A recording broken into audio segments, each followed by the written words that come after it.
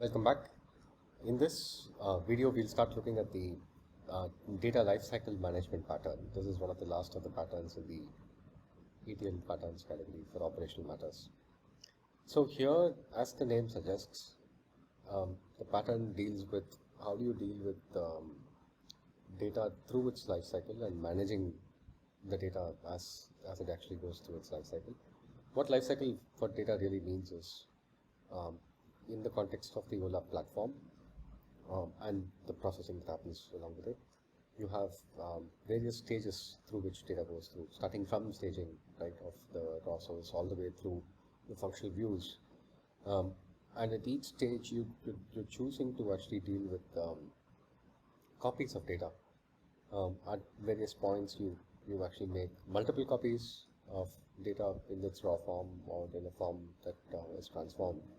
Then to service use cases like traceability, you need some of those copies to be live, but exactly how many, exactly at what point. So those all become critical questions to answer, because if you don't deal with that carefully, you might end up actually incurring a very, very heavy cost.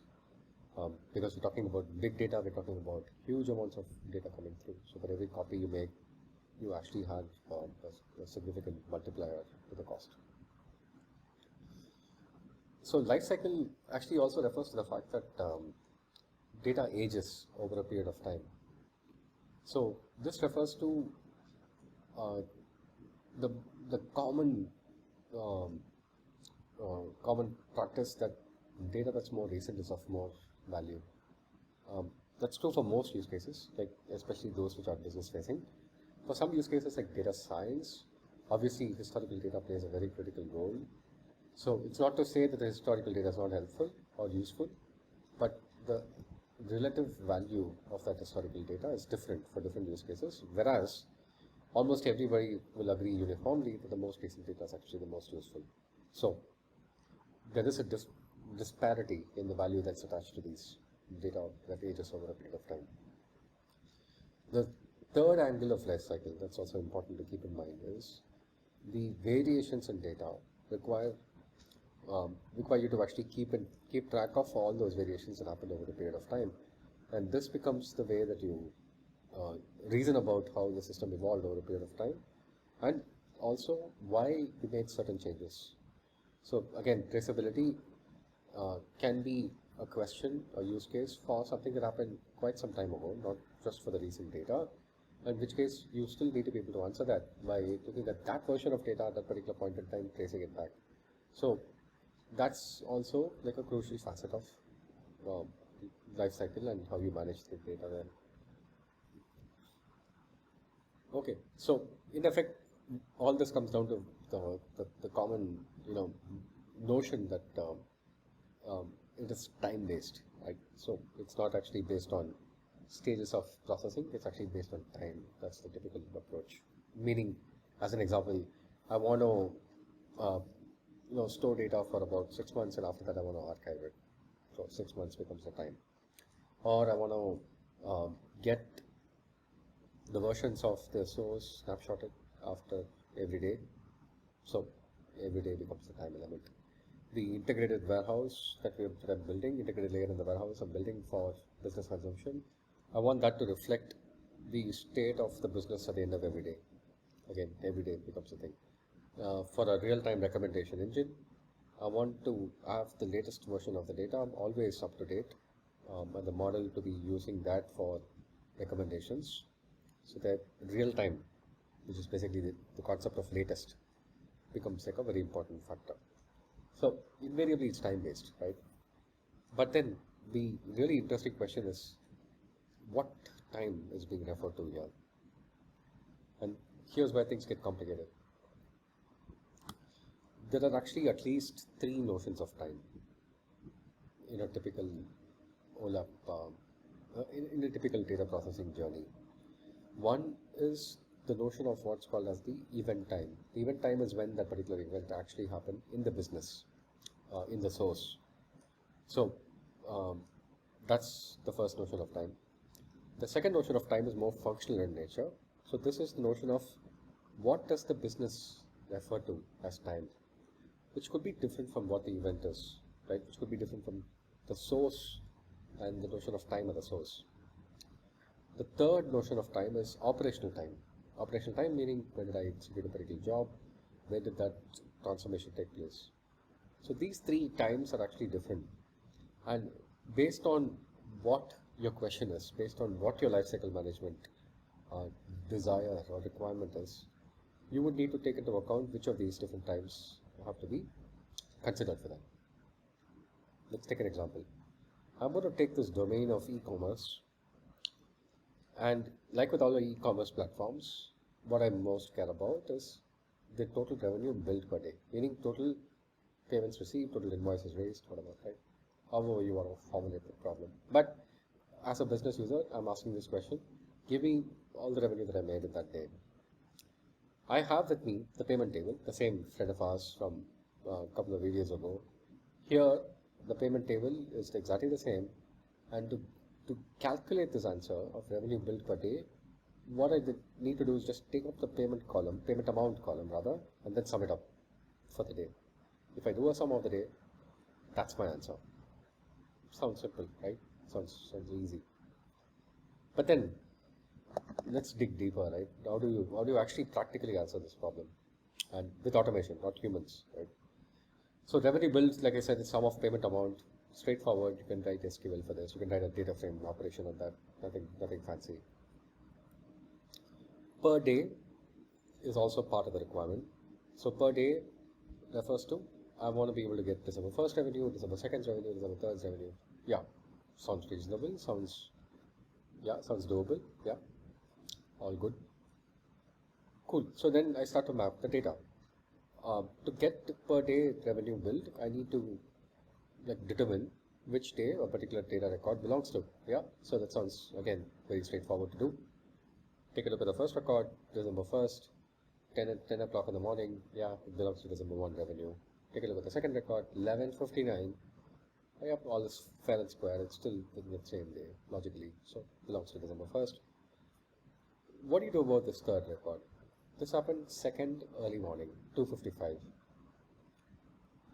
Yep, so logically, or rather, strictly speaking, you could say this belongs to December 2nd. But then there's actually a much more nuanced question that actually is thrown up here. That's this question of what does business consider as daily, as per day? Yeah, they consider December 1, December 2, December 3, fantastic, right? But in their definition of December 1 and December 2, December 3, is that matching with the definition that we've subconsciously chosen when we go with the payment time column that's captured in the source system? Source system says this third transaction happened the next day, early morning, to the 2:55 a.m. So the source system says that this happened in the next day. What does business think about this particular data? Is that belonging to December 1 or December 2? I mean, some of you might be wondering, how can it possibly, belong to December 1? And that comes from this notion of what business considers as end of day. End of day, we all conventionally think about it as 11:59, right? Or we think of it as the end of the working day when the shop closes for the day, which could be like 6 p.m. in the evening for a particular type of shop. What really matters for the business, though, is the notion of revenue accrual for a day. And that revenue accrual is an accounting practice. It's not about the store being open. It's not about logical time. It's not about calendar. It's not about, the lunar calendar, solar calendar, whatever. It's actually about what accounting principles get used by the business. So let's take an example of a business where all accounting happens every morning at 8 a.m. Now, this is actually, quite common, right? If you see these small kirana shops, small shops that sell vegetables, they take stock of what all has happened the previous day, maybe the end of it, the first thing in the morning before the shop opens for the day. They take a ledger entry of every single transaction that happened, total up, and say this is the money that I made yesterday, right? Why is that happening? Because the shop owner who is responsible for this could have actually left the shop earlier in the day, right? He could have left the shop at 6 p.m. or say 7 p.m. The shop remains open till 9. So he's delegated that operations of that shop to one of his deputies. So what he doesn't know is what's transacted after he's left the shop. To take stock of that, the first thing he does when he comes in the next day morning is to look at the totals, all the rest of the accruals, total it up, and close the day and say, yesterday I did business of worth 1 lakh. So if you really look at it, what it amounts to is an accounting practice which closes yesterday's books as of that morning at 8 a.m. because that's when the guy comes in. Many businesses actually still operate in that manner. Right? Accounting happens at a particular time. If it's software driven, sometimes it's 2 a.m., sometimes it's 5 a.m. It's very, very rarely exactly at 12 midnight. So there is a big difference, right, between what we assume as technical developers of data pipelines versus what business actually demands. So the other scenario could be accounts are closed by software automatically at 11:59, and then in which case the accounts could mandate, right, that there is no new transaction that gets entertained until 3 a.m. Then how do you deal with this third data? It happened at 2:55. So do I say that this transaction didn't happen? Did it happen and it got recorded for the wrong time? Did it happen actually on December 2nd, but then I mistakenly entered it as 2:55? How do you deal with it? It's not an easy question to answer. Right? You have to talk to business, talk to source, understand the quality issues, etc. etc. Yeah, so in a nutshell, it's important to understand business closure, and that's how you know whether this third record belongs to December 1, December 2. It definitely does not belong to December 3, right? Because it's the first thing in the morning, the business closure will not be that early in the morning in practice. Alright, so now I've gone ahead. I've mapped my record, the record number 3 to December 1, right? So notice that I've introduced the concept of business time. I've now introduced the concept of course, the event time is already there, the payment time. So now let's talk about the operational time. This process, which led me to get my revenue numbers per day, is actually an ETL job, right? It's a job that transforms the data, computes the sum, computes the aggregate, provides that functional view. So all of that ran at a particular time. So in this case, December 2nd, 8 a.m. So now I've got 3 times, right? There's the event time, which is what's there in the source. There's business time, which is what the business defines as end of day, etc. Right? And by the way, the end of day notion can actually apply even to end of time period notion, right? The time period could be 1 hour, 2 hours, 4 hours, it doesn't matter. It could be real time as well. So business time is like a logical time by itself. Operational time is the time at which I ran the job, right? So that's December 2nd, 8 a.m. So if you then use all of this understanding to come back to this question, what do I need to do in order to manage the life cycle of the data? You have to think about in what notion of time am I operating for a specific type of problem statement. So if I need to understand what was the business as on that day, the question that's really being asked is, for the nature of business closure that's happening, I want to know what was the state of the business. And this I don't want to know today, I don't want to know as of now, I want to know as of that particular day, sometime in the past. So then what you need to do for that kind of an activity to answer that question is to look at snapshotting the integrated data layer as of business time, not as of payment time, rather event time, not as of operational time, but as of business time.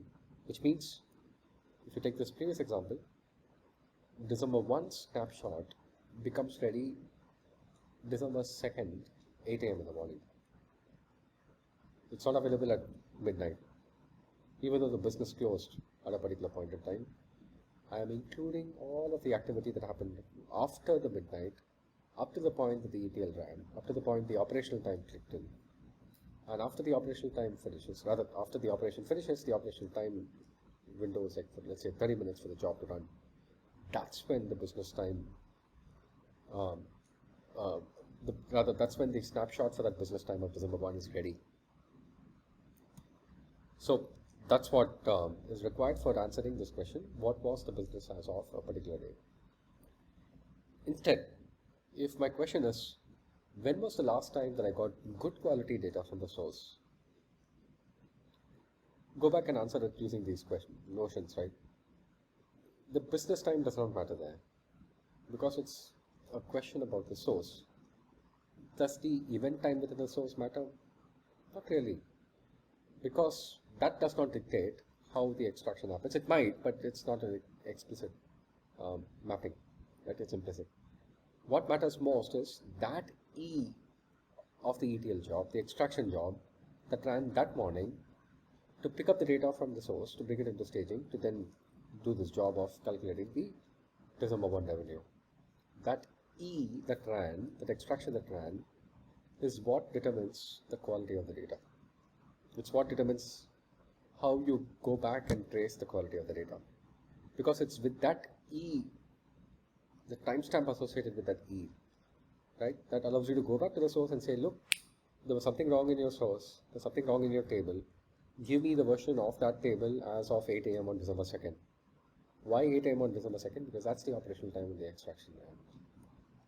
So, quality checks in general, quality checks, failure handling, operational matters, reporting of what went wrong, data ops, all of that usually is operating on the operational time, not on business time, not on the event time. So then what kind of questions you have to think about event time in order to answer? Let's take an example here. What was the first item purchased after the discount launch? That's a very, very valid question that the e-commerce business user might ask. So here, there is the notion of day implicitly, but not explicitly, right? In fact, the explicit notion here is of sequencing. I had introduced discount schemes. I want to know what was the first item that was purchased after the discount scheme was introduced. So in a sense, what am I doing? I'm taking that particular payments, basically the set of transactions that have happened. I am ordering it based on time. What time am I ordering it based on? The payment time, the transaction time, right? That payment time I'm ordering it. I look up using my reference data, the time when the discount scheme was launched, which is again an event time corresponding to the discounts marketing program. I compare the two times and I see maybe the time when the discount was launched was at 1 p.m. on December 1st. So then the first transaction, the first item that was purchased after the discount was launched was the Samsung Galaxy.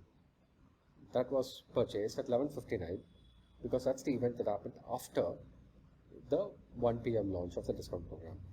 So to answer that question, I didn't need operational time. I didn't need business time. I actually just needed the event time from the source. Yeah. So in general, source-specific functional computations end up being on event time. So the answers to these kinds of questions come from the event time. Now, the very, very important thing to notice is that the people asking these questions are always, in most cases, the same. It's the business. So it's the same business leaders who ask these questions because they're the ones who want to understand, how do I interpret this data? How do I make changes to my business? So they want to know what's happened. They want to know why it happened. They want to know what was the last issue that was resolved. They want to know what changed in the particular program, what changed at the source. So it's them who's asking these questions, but the context of those questions varies. And that's why when we build these functional views in the data warehouse, in the OLAP system, we have to keep in mind what context somebody can actually be coming in with when they ask these questions, and then appropriately choose the data management principles that apply.